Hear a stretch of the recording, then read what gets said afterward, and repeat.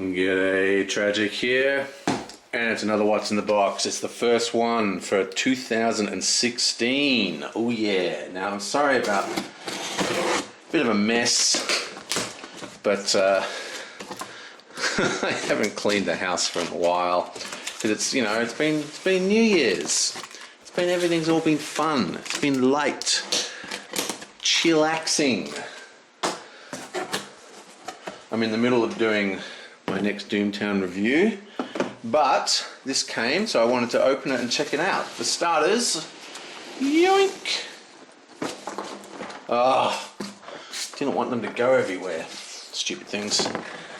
Survive, space attack. I'll get into that in a sec. Very keen.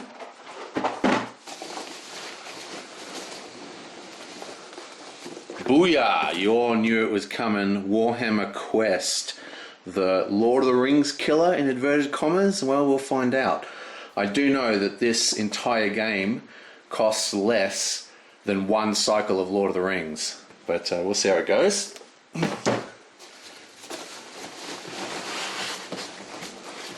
Booyah! Gold West. Excellent game. Absolutely. This is so my kind of game. It's a very... It's not, I wouldn't call it a heavy Euro, but it's definitely a Euro. It's a good game though. Yeah, boink! Survive, extra tokens so you can have more players. Yeah, bam! Cacao.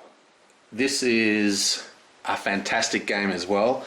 I've played this quite a lot.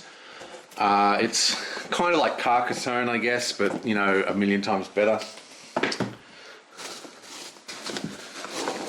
Yeah, boing! I say Sherlock. This is second edition of I Say Holmes, which is kind of like a modern version of You-Know. And I could have sworn there was...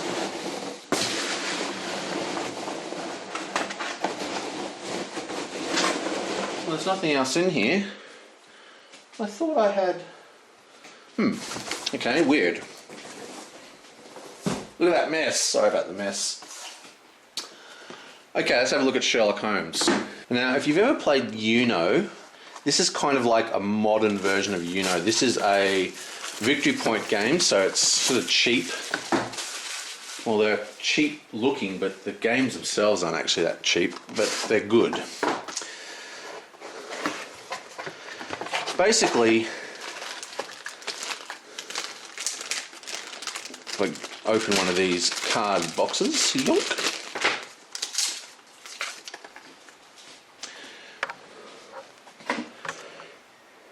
That's a bad example. Okay, so each person, as they play, they collect villain cards, and you're trying to get your opponents to reveal you a villain card. Alibi tokens save you. But this is how it's like. You-Know. Basically, you play a card, and then your opponent has to play a card that matches one of these. Okay, so for example, I can play any travel card because you can either be in the city or the country. I can play a suspicion or a clue card. This was a clue card here.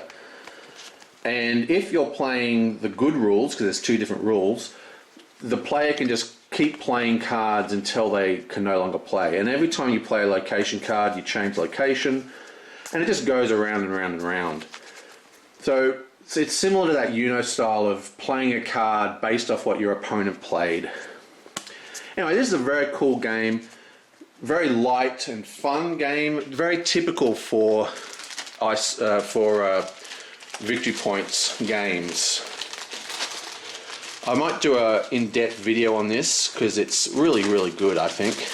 And like a lot of victory point games, you know, there's not a lot of, there isn't a lot of people giving them victory point their due when I think they make some of the best games at the moment, like fantastic quality games. So that's I Say Sherlock Holmes, which is just a light little card game. This does have a problem, this game. Basically, it has this unusual end condition where you've got to win the, find the villains. And that can actually prolong the end of this game. The end of this game is one of those ones that the end condition can never trigger, and you can just play it for ages and ages. That is a downside of this game, but there are house rules to get around it. But because I usually play 3 players, I've never really had that happen to me personally.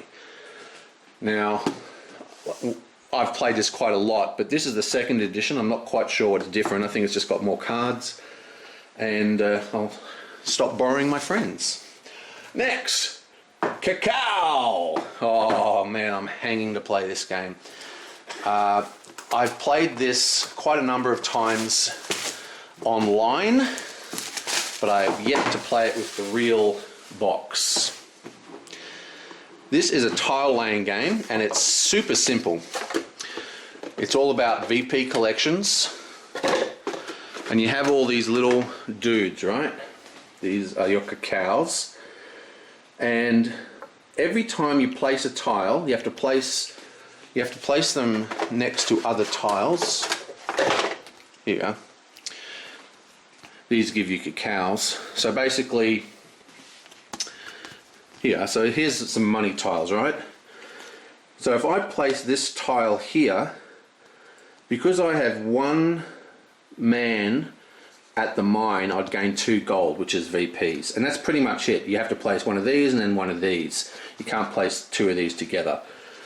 Very simple game, just a tile laying game, but very, very good. And very simple, and this is the kind of game that everybody likes. You can play this with seasoned gamers, you can play it with newbie guys. Everyone likes it. So there's a different, each player has a different set of tribal cards. This is the yellow player, obviously.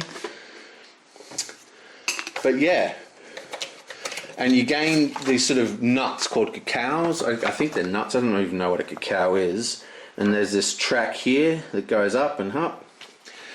Very, very cool game. Very simple. Very similar to Carcassonne, but better.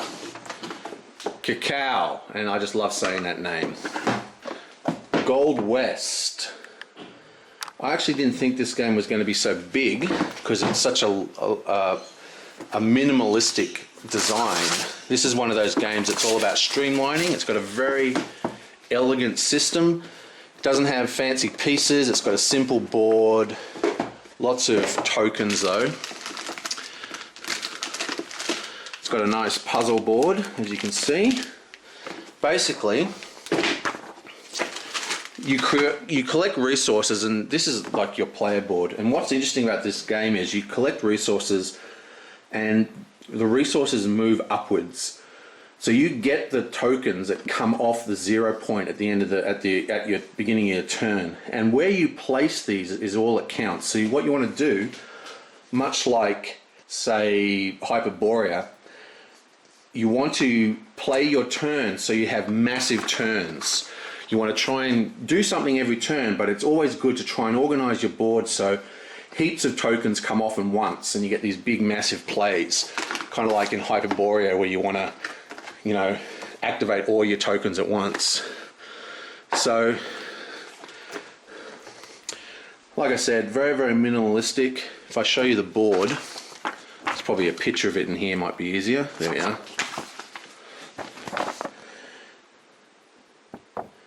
So as you play, you build tents and little bases all over the map as you search for gold, you hunt for resources, there's VP acquisitions here.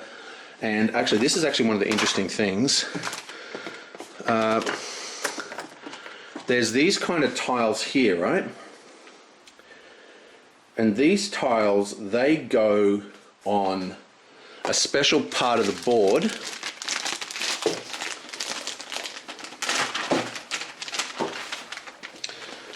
Find it.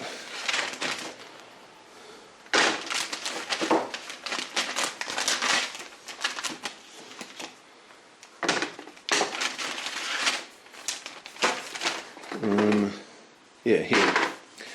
So it goes on this part of the board here, right? And this actually determines different victory conditions, right? Different goals for the map. And this changes every game because you put different tiles here. And that's a huge, oh, dropped it. That gives the game huge amounts of variance. I love that about this game.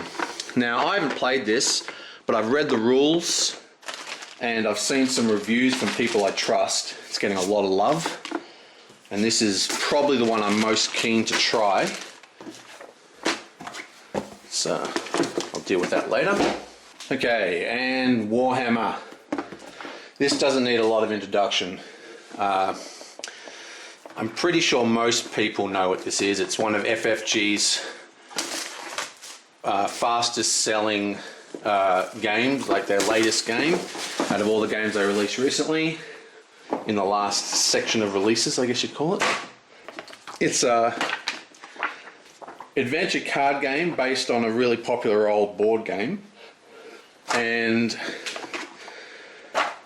basically you have characters that level up as you play, scenario based, very similar to Lord of the Rings. So you have different, what have we got here? We've got the Uneasy Alliance quest, quest 2, quest 3, quest 4, and there's a Delve quest, which is just a one-off quest. So the new quest cards will come out regularly, I'm pretty sure, since this is FFG. New characters. And the interesting part is that, if I can find them, not quite sure what it uses dice, but this is a game very similar to a really underrated game called Death Angel, which is a fantastic little game. And it uses the same action system. If I can find the cards that do it, I'm stepping on all the plastic at the moment. Somewhere in here, I think these are them here. They might be skill cards. I don't know, I'll have to find it, but basically each character has a number of action cards similar to what you've got in Death Angel. And the idea is to time the use of those cards, because once the card is used, you can't use it the next turn. So you have to do support actions, you have to do attack actions, you've got to do all these different things. And it takes place in an abstracted dungeon, almost exactly like the way Lord of the Rings takes place in an abstracted dungeon. So it's just, you're just drawing cards, but thematically in the game you're traveling through a dungeon. Very, very good game in theory. We'll see how it goes. I have not played it, but I've heard nothing but good things. And finally, Survive Space Attack. Now, for those of you who don't know, Survive is an extremely famous game from like the 70s. I think it's like really old. Very brutal game where you're trying to get off this island before the island sinks. Now, what makes it brutal is that even though you're not in direct competition with each other, individual players control the hazards. So as part of the game, you'll control the hazards and kill your opponent's guys, sometimes even sacrificing your own. Now, this is basically a reprint with some better rules in some cases, and a nice, chunky, huge map. Look at the size of that sucker. Now, the way this one works is that it's a space station that's slowly falling apart. So as the space station falls apart, all the tiles come out. It plays exactly the same. Instead of sharks and whales and dolphins and all that kind of stuff, we have weird amoeba monsters that you control. And it's the same deal. So instead of getting to lifeboats, you're getting to escape pods. Now this is the original one is an extremely fun game. I'm expecting this to be really fun as well. So as you set it up, these are all the station, right? And as the station gets destroyed, these things pop up. They've all got different abilities, and they'll give players different abilities. Now, I do have the expansion to add an extra couple of players, and I expect this to be a big hit, and it will probably be the first one to get to the table. So that's Survive Space Attack. Okay, so that's actually quite a big haul.